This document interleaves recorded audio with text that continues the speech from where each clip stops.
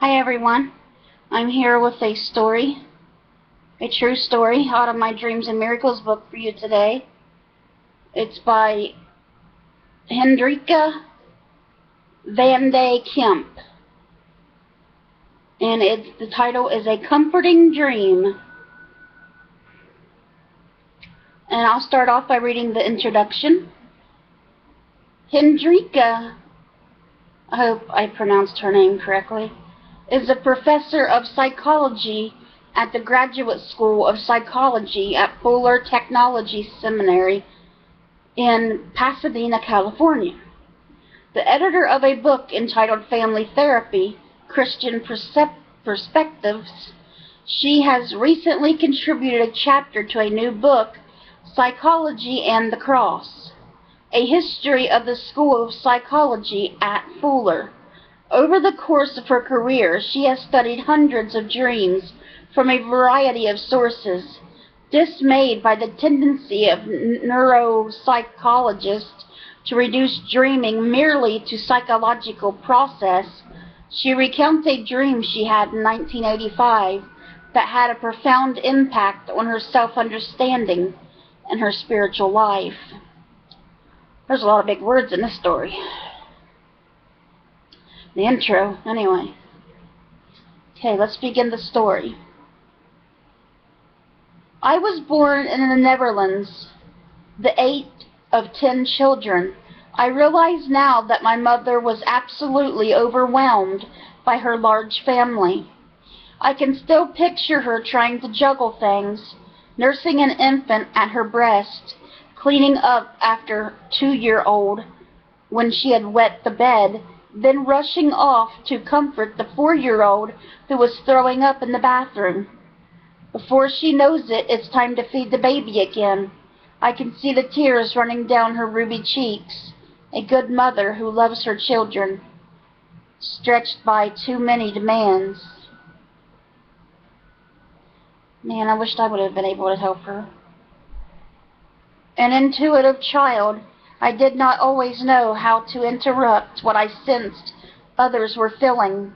In my own infant way, I concluded my mother didn't love me, and that it would have been better had I not been born. My family moved to the United States and became active in the Christian Reformed Church when I was still a young child. If you know anything about the Reformed tradition, you understand that it represents a highly rationalistic approach to Christianity. In many ways, my home life and religious training were greatly various with my personality, which was intuitive, sensitive, and introverted. Painful as it was, these influences probably helped temper me in a good way. Even so, the combination made me feel terribly alone and isolated. I sensed things about people and situations to which others were oblivious. Voicing my perceptives only made things worse, either escalating puzzled responses or bringing difficult subjects into the open before anyone was ready to discuss them. I had yet to learn that the gift of discernment works best with a good sense of timing. This feeling of being different and alone followed me into my professional life. I remember how surprised I was when a senior member of the facility told me I was too impulsive. His comment didn't mesh with the compulsive, orderly side of my personality. I confided in a close friend who assured me that impulsive wasn't my personality roster. Later, I realized my intuitive style of decision-making might look impulsive to people whose approach was highly rational. They couldn't follow my thought process, so it looked as though I were making decisions on the spur of the moment. Furthermore, after taking some personality assessments, I realized that my personality really was rather unusual, which helped to explain my sense of isolation. It wasn't that I was any better or worse than others. I was just different. I tell you these things so that you could understand why the dream I am about to recount had such an impact on me.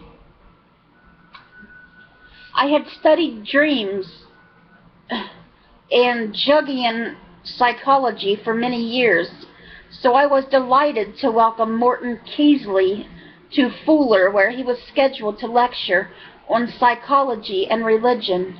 Keisley, author of Companions on the Inner Way, had written several books on the spiritual significance of dreams, as well as the process of discernment, and he was such a warm and caring person. It was a blessing to be with him.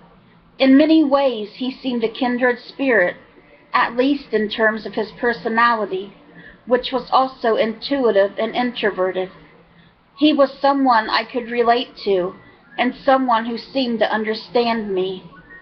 After one of Keisley's lectures, I had a dream that was great encouragement to me. In my dream, I see a child sitting on the lap of an adult. At some point, I think that I am that child. Both the adult and the child are facing in the same direction, and together we are paging through a coloring book with drawings of animals and forest scenes. What is on the page isn't important, but what is important is that none of the pages have yet been colored in. The child looks at the coloring book and explains it with a delight. "You mean I don't have to go in by myself?" I would have expected her to say, "You mean I can color all the pictures?"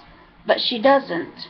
In my dream, it seems as though the uncolored pages represent the future to be colored in as the future unfolds. The child of my dream is saying to the adult, "You mean I don't have to do this alone?" Afterward, I realized that Morton Keisley had given me some hope for eventually finding a spiritual director, someone whose wisdom and friendship could help deepen my life in God. I wouldn't be alone as I tried to figure things out. Somehow I felt God had given me this dream to assure me I would have spiritual companions on my journey.